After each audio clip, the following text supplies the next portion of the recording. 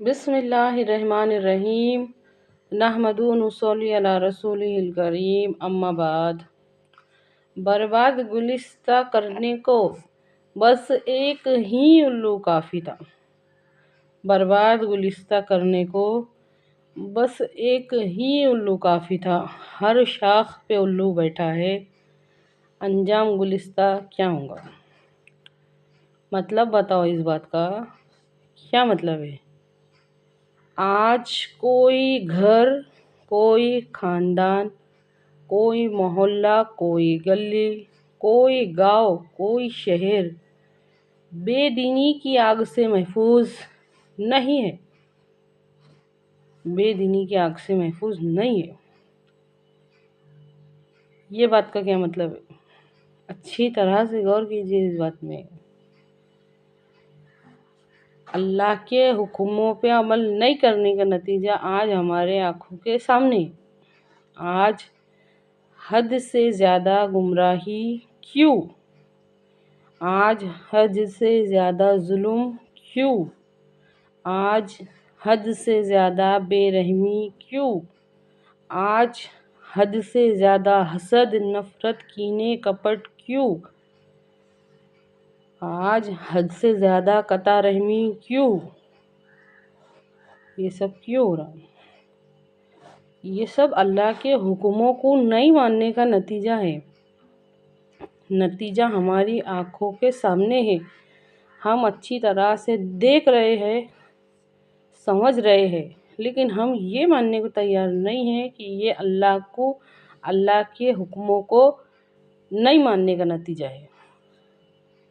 اچھی طرح سے سمجھیے اس بات کو۔ ہم یہ نہیں مان رہے، یہ قبول نہیں کر رہے کہ یہ اللہ کے حکموں کو نہیں ماننے کا نتیجہ ہے۔ ہر کسی کو نظر آ رہا ہے کہ دنیا میں یہ سب ہو رہا ہے، یہ ہو رہا ہے۔ غور کیجیے اس بات میں۔ ہم سب اپنے فریضے سے، اپنی ذمہ داری سے منہ موڑ کے بیٹھے ہیں۔ قرآن پاک میں اللہ تعالیٰ نے فرمایا، تم وہ خیر امت ہو جو پیدا کیے گئے ہو لوگوں کی بھلائی کے واسطے۔ تم نیکیوں کا حکم دیتے ہو اور برائیوں سے روکتے ہو۔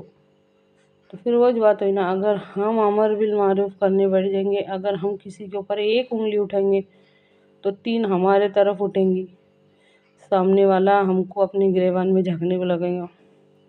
اس کے واسطے چپ بیٹھو۔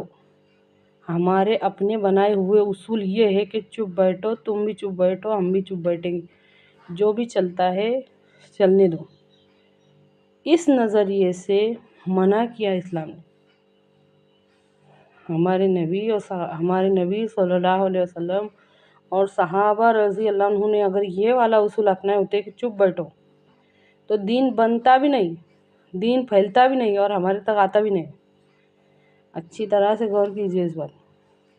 امر بالمعروف، نیکیوں کا حکم دو اور نہی عن المنکر، برائیوں سے روکو۔ یہ ہے دعوت کا پہلی شرط۔ اچھی طرح سے غور کیجیے۔ ہر کوئی اس میں لگے لائے۔ اسی طرح ایمان کی بھی بات ہے۔ تمام تر ریالٹی ہماری آنکھوں کے سامنے موجود ہے۔ ایمان کی حقیقت کی ساری کے ساری ریالٹی ہماری آنکھوں کے سامنے موجود ہے۔ ہم کھانے سے بھوک مٹاتے، اس کا مزہ لیتے، پانی سے پیاس مٹاتے، پیاس بجھاتے، ہر حقیقت کو محسوس کر رہے، آنکھوں سے دیکھنے کا کام لیتے، کانوں سے سننے کا کام لیتے، اللہ تعالیٰ کی نعمت کا ہر مزہ لے کے بھی ہم اللہ کو بھول گئے۔ ہمارے ایمان ہمارے اندر کی فکر کو جگانے میں ناکام ہو رہے۔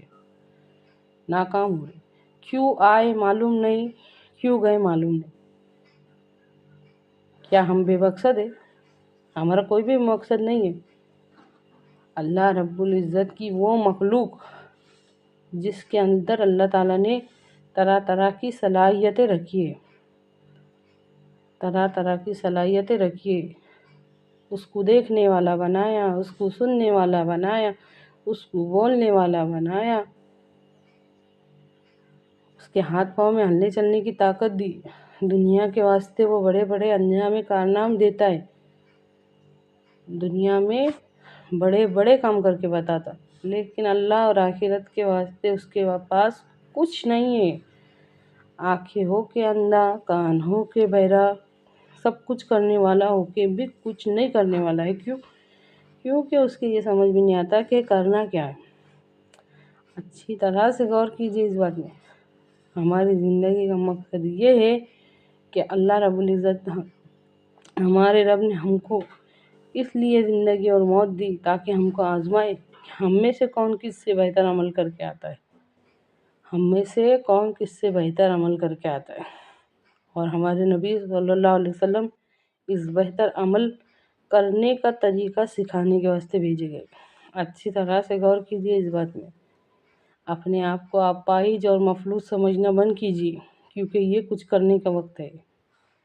اے اللہ کہنے اور سننے سے زیادہ عمل کی توفیق عطا کریں۔